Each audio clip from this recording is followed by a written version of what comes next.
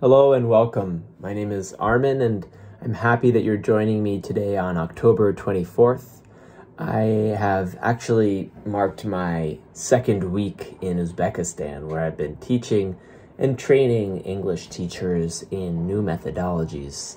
I want to give a quick update on what I've been up to, what I've been involved in, and some of the challenges as well as some of the new experiences that I've had along the way.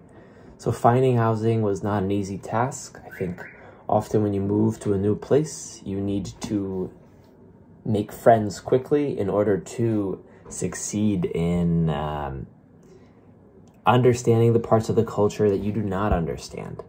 So I was able to do that in different ways. The organization that I'm here with has connected me with people a person who was very helpful.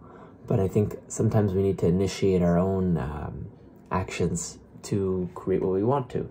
So I was lucky to have made a request on a Facebook group, and luckily one woman responded and she had an apartment and I was able to see it, and I have housing, which was lucky because I went to different places for different prices. I found that this was not only the best price, but also the best situation for who I am. I'm really social. I like to be around people. I like to learn about the culture. Here in Uzbekistan, it's a mixture of obviously Uzbek people, but also Tajik people or Turkmen people. There's also ethnic Russian people. So it's a mixture of cultures and languages. So housing, check, got it. And I commute to where I teach in a hotel, and that hotel is Daniel Hill. And that hotel has, I think, around 70 teachers who are participating. I'd say a good 67 of them, 65 of them are staying at the hotel because they've been brought in from different parts of the country for this training. It's part of a larger training with this English-speaking nations initiative that is funded by the U.S. Embassy here in Tashkent, but is really what the local Ministry of Education wants to have happening, which is increasing English education, the quality of teaching, and also giving students more opportunities to really engage in English in their English classes, because a lot of times they learn about reading and writing, very little speaking, some listening skills, but it's more using people's first language, maybe Uzbek, or their second language, Russian, to teach English rather than learning English in English with English and communicating with it through speaking and listening and reading and writing. So what we've been doing for the past week for this 4-week program is we've been training teachers, and we've been giving them routines. We've been telling them about second language acquisition theory. We've been telling them about different movements in teaching English, because there's been different, you could say, errors, where one error was more audiolingual, where people would just learn and memorize through listening and repeating. And then now, for instance, we've moved a little bit more behavioral as well in the past, where people will just say, I'm going to have you repeat the behavior that I'm doing or the language that I'm doing. Well, now we're moving towards a more communicative approach to teaching, where communication should be happening in the classroom. And the focus is not only on getting the perfect grammar, but also just expressing oneself, and also including more of a socio-cultural approach to teaching language, which is looking at the languages that people speak and the cultures that they come with, and using that as a way to infuse that understanding in how you teach.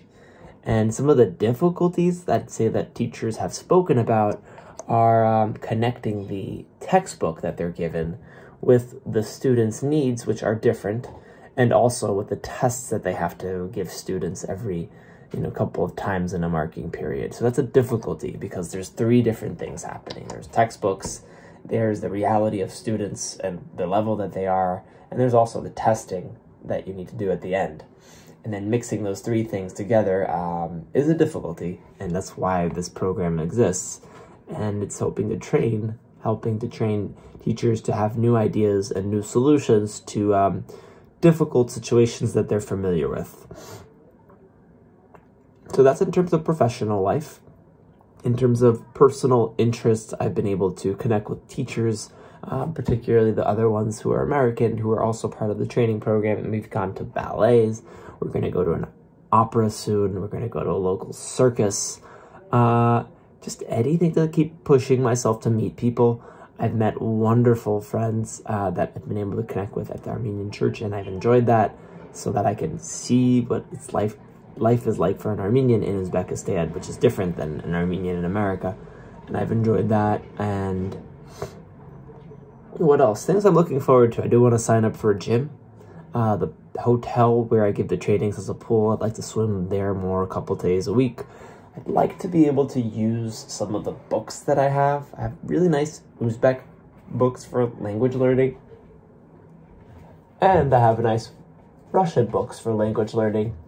Obviously, the best way to learn something is to just keep trying. So I'm working on trying to continually speak. I'm focusing a bit on Uzbek. I did more before, but now I want my focus to be much more on Russian, just because it would be more versatile outside of Uzbekistan, and to become more knowledgeable on Central Asian countries Russian would give me a language that would allow me to do that. Most of my life is in English. The people who I am renting from, they do speak to me in Russian occasionally, but I definitely need to put my own initiative and my own practice and pushing them and myself to keep practicing. What else can I say? I saw Don Quixote. I absolutely loved it. What was interesting about it is there was zero language in terms of words, but the meaning of the story in the ballet was so emotionally strong and heavy. Not heavy like difficult, but heavy as in there was a lot of feeling in it.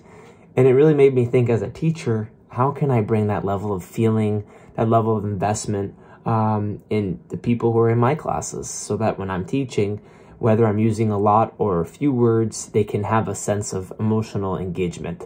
Something that I definitely want to continue developing in my craft is how to keep people excited.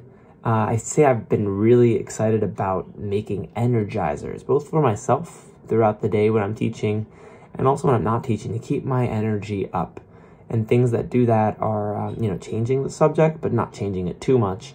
Not staying too long in one thing, because it becomes difficult after a long time for me to maintain my focus. Also to move around the room, to move whether I'm in my own room or I'm teaching in a room, to have movement be part of how I teach. Because we're bodies and we're minds and we're hearts and we're spirits, and all four of those are interacting to learn. So that's more or less my first 2 weeks here in Uzbekistan. I really enjoyed it. I found making connections with people to be quite easy. I'm friendly, I'm social, and I want to continue that. So thank you.